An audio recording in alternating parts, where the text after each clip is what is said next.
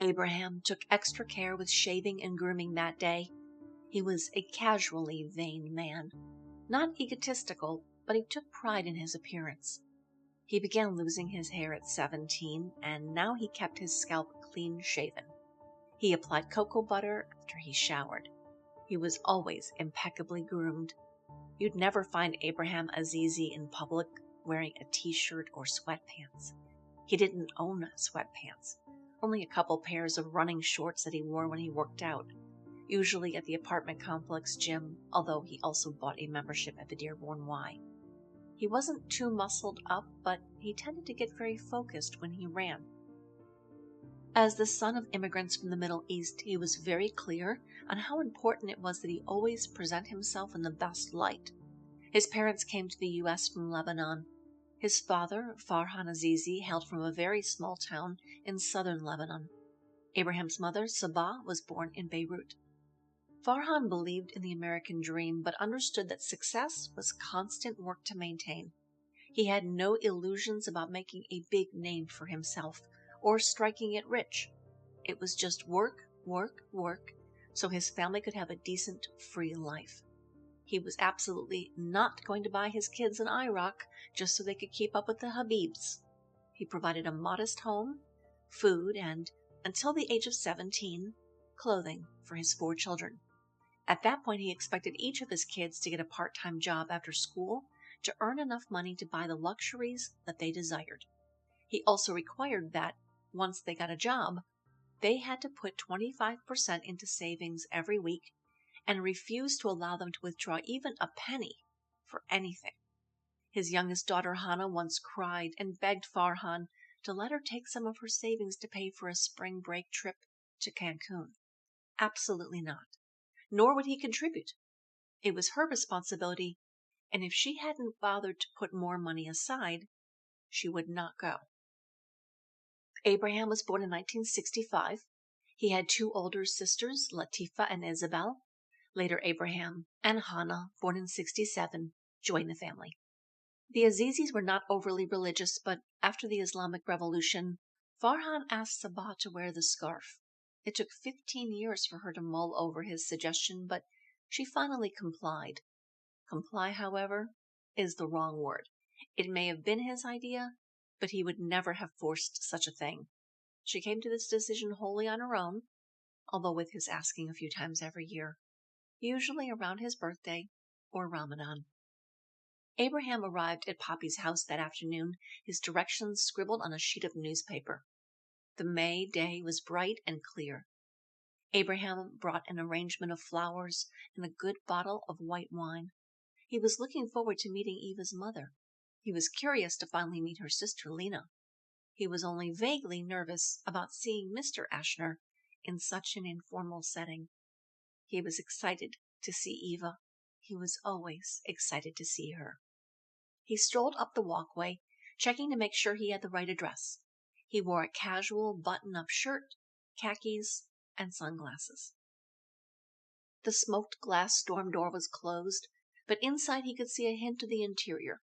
Just as he reached to press the doorbell, Eva appeared. She wore a black and white polka-dotted dress, a summery sundress. She was barefoot and held a beer in her hand. "Come on in," she smiled and opened the door. She led the way first into the kitchen, where he presented her the bottle of wine to place into the freezer to chill. The kitchen smelled fragrant with warmth and spice. Abraham could also detect the scent of the barbecue from outside, and it perfumed the entire house. She wound him through the condo to the courtyard behind. The smoke infused the air with bay, lemon, and hickory. Poppy stood at the grill, wearing an old pink and green apron that belonged to his late wife. He was stoking the fire, getting it ready. "So nice to see you." He shook Abraham's hand. Abraham saw all the accoutrement for proper grilling. The tongs, the brush, the bowl of barbecue sauce, a pitcher of water, and a kitchen towel wrapped around a wooden stick to scrub the grate. A slender woman with chin-length blonde hair rose from her chair. Eva stood between Abraham and Irene, introducing everyone. "Mom, this is Abraham. Abraham, this is my mom, Irene, and my sister, Lena, and this is Carmen." Carmen lounged in a lawn chair, fanning herself with a folded copy of Parade magazine. Abraham was polite and dashing, shaking hands with each woman, except Carmen, who stayed seated. For her, he stooped to say hello. He knew it was an honor to be invited into his client's home. He wouldn't dare jinx the graciousness extended by being opportunistic. He had a million questions, but he wouldn't ask any today. Poppy had a little zip in his step, and all the while he was prepping the grill, he sang and smiled at his great-granddaughter.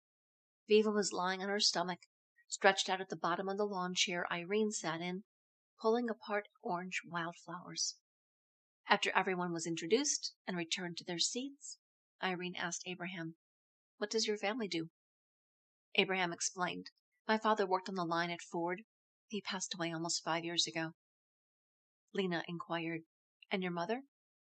"She was originally a teacher in Lebanon. She taught English. She was my father's teacher, and they fell in love and had their first child, my older sister, and a few years later they moved to the States." Abraham and Eva sat beside one another near the little table, in lawn chairs. She opened his beer for him. Irene leaned over to Lena, her cheek in her hand, her elbow on her knee. "Vonda has called me several times this past week, but I haven't got the time to swing by and visit with her. Hon, will you be so kind to give her a ring for me? Please tell her that I promise to see her on my next visit." Lena recognized a guilt trip for what it was, but she merely sipped at her lemonade and nodded. Sure. Vonda reminded her, uncomfortably, of the worst of her childhood. Being around Vonda sometimes made Lena feel as though time were slipping backward, like melting jello. But the afternoon and evening was full of love and warmth and easiness. There was no bickering. Everyone enjoyed themselves and one another. Each was relaxed and amiable. Viva was the center of attention, delighted with her party, and more than one person noted the calming influence that Abraham seemed to have upon wild, flighty Eva. While Poppy finished preparing the grill, the guest of honor sat in her grandma's arms, being fussed over like a dowager empress. Poppy stepped away to sit down for a few minutes, the fire gaining, and Viva began to open her presents. There were toys, clothes, games. The toddler tore at the paper of each with her aunt's help. The courtyard was soon festooned with the lights of paper lanterns in pink and lilac, and the spoils of Viva's presents. A wad of wrapping paper, tissue and ribbons the size of a television set, was pushed aside to be carted out with the trash later. Then she fussed for her Poppy, who took her by the hand as he led her toward the garden away from the others. He pointed out growing things to her and called each by name, some in English, some in his old languages of Yiddish and Hungarian. This is a maple tree. This is an earthworm. This is a pepper. That is the sky. At one point, Irene called over to Viva, "Come give Grandma a kiss." And Eva was quick to retort, "I don't force her to kiss or hug anyone, you know. If she wants to, she has to initiate it." And Irene sat in her chair and distracted herself with her wine. Finally, Poppy turned Viva over to her mama and opened the grill, waves of flame warming their faces. Lena and Carmen stepped into the house and brought out plate after plate of meats and vegetables and a cast iron skillet covered in foil that Lena ceremoniously hoisted above her head, followed by cheers from the other women. Abraham wondered what the fuss was all about. The iron skillet was set at the back of the grill, still covered, while Poppy began putting chicken kebabs on the flame. "May I help with anything?" Abraham offered a little while later. Eva stood up. "Come help me bring out the plates and silverware?" As they meandered through the house, Abraham looked around him. Everything was very tastefully appointed, with lovely artwork upon the walls, and a glass atelier holding small books with Hebrew letters on their binding, delicate figurines, and tchotchkes. The dining room table was massive, mahogany and ornate, with Art Nouveau carvings on the legs, and above it, as though watching the entranceway and all around the home, a large painting of a dark-haired woman hung, solemn and haunting. Eva and Abraham loaded up with plates, forks, and steak knives, as well as the pitcher of lemonade from the refrigerator and the now chilled bottle of wine. As they stepped outside again, the roaring smells of the grill overwhelmed them. Poppy placed beef ribs on the barbecue and they sizzled merrily, along with the chicken and skewers of vegetables, button mushrooms, cherry tomatoes, zucchini discs. Lena joined Eva in setting the outdoor table and awaiting the completion of the meal. Poppy signaled that the skewers were done and removed each with tongs. He slid them onto a platter that Lena held, standing by his side. Only when everything else came off the barbecue, with a brandish of a mittened hand, Poppy pulled the pan closer forward upon the grill. Lena tented the meat with foil, trapping the heat inside, and then she sat down at the table. Abraham watched both Lena and Eva, transfixed on the edge of their seats, watching Poppy at the grill. The iron skillet was raging hot. The foil atop was rattling. First, Poppy stabbed the foil with 4 neat slits, and steam roiled out. When the steam began to dissipate, he put up his hand as though to ward everyone away. "Stay back. Let me handle this." Slowly, painstakingly, he rolled back the foil to unveil potatoes. Thinly sliced potatoes piping over the grill. The dish was smoking hot and smelled heavenly. Poppy hovered at the skillet, awaiting the next step. Abraham sensed that he was witnessing a sacred ritual, an ancient and powerful culinary rite. As the sounds of the potatoes searing grew louder in their pan, he could smell the fragrance of onions and peppers from the dish. The women all sat silently, their nostrils flaring, none speaking. Poppy stood with his spatula in hand as the sounds of the flame on the cast iron grew louder, and the smells of mouth-watering deliciousness permeated the courtyard. Abraham's side glanced at Eva. "What is this?" he whispered. She didn't speak. She stared at the grill and her grandfather. "Eva," he repeated. "It's Poppy's potatoes," she murmured, still focused on her grandfather, and everyone gleefully mumbled in assent. Poppy calmly took a sip of white wine, the wine that Abraham brought. He swished it around his mouth and took a step away from the skillet. He moved very little and somewhat delicately, but there was a dance-like and trance-like quality to his movements. Then, brandishing his spatula, he stepped forward again. He narrowed his eyes, pursed his lips, looked up at the sky, and seemed to count or deliberate for several seconds. He set the wine glass down. "Okay," he cheered lightly, and the spatula went into the skillet, under the potatoes, and flip, up they came, brown and crusty and golden, and even a few little black bits where the onions were seared into the bottom of the pan. Another flip, and more of the brown and black and char. Poppy would wait a moment or so between each twist of the spatula, seeming to listen to some inner voice, some arcane wisdom that would whisper exactly when the potatoes were ready for their next turn. Carmen fanned herself with a magazine impatiently. Lena downed the rest of her lemonade and poured white wine into her glass. Viva started to fuss. "Shh!" each of the women cried out. The baby was hungry, but nobody seemed to remember the other food that awaited. Only that pan with the potatoes and onions. Finally, after much ado, Poppy pulled the skillet to the side, finished, and gave a subtle nod to the others. Eva and Lena practically knocked one another over in their rush to claim the piping hot potatoes. The platter of meat and vegetables were finally passed around, with much less fanfare than the skillet of potatoes. After heaping the potato and onion dish into a large bowl, Eva graciously served Abraham first, then passed the platter of chicken and meat his way. He wanted to try those potatoes first. They were so steaming hot he knew he'd burn his tongue. So Abraham gnawed into a rib while he watched the steam rise from the center of his plate.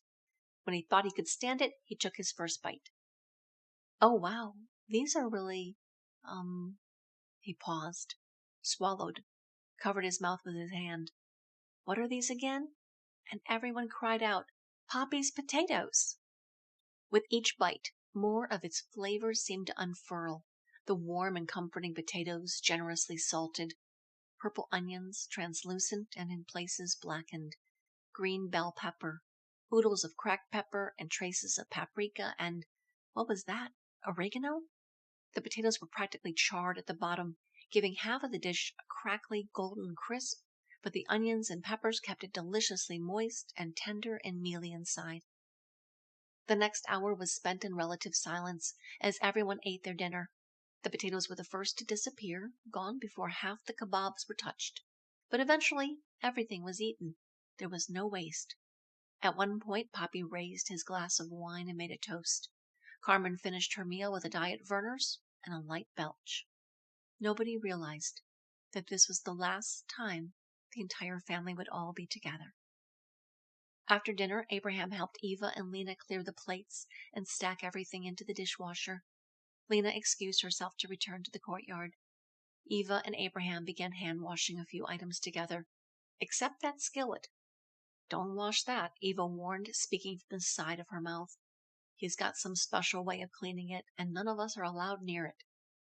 As they left the kitchen, Abraham paused near the portrait of Beatrice. "Is that your grandmother?"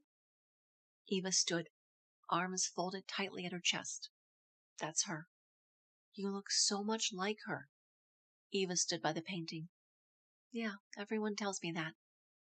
They crossed through the condo back into the courtyard where Viva was sitting on Poppy's lap. The sun was setting now. The lanterns twinkled their pastel glee over the darkening scene. Irene leaned over and gently moved a lock of the child's hair from her face. Poppy was smiling, calmly holding the toddler who played with his mustache. Mushesh, she called it. Poppy began to croon to her, singing something in Yiddish. Viva really put that twinkle into his eye. He told her stories, mostly made-up stories, but often when he talked to her, he was really speaking to Beatrice, telling his wife all about her great-granddaughter. He told her how good Viva was and how pretty. He uttered little sighs when he felt the child's weight heavy upon his lap, and yet he would never ask someone to come and take her. He realized that as much as he loved this little girl, he would not see her become a woman, and so every moment with her was precious. As it grew dark and temperatures dropped, they each made their way into the house. Each person carried gifts and toys for Viva, who was now sound asleep in her Aunt Lena's arms. Abraham shook Poppy's hand. "Thank you, sir. It was a really wonderful dinner." He smiled and patted his tummy. "I appreciate the invitation." "I'll show you out," Eva smirked, as Abraham thanked her mother, sister, and Carmen.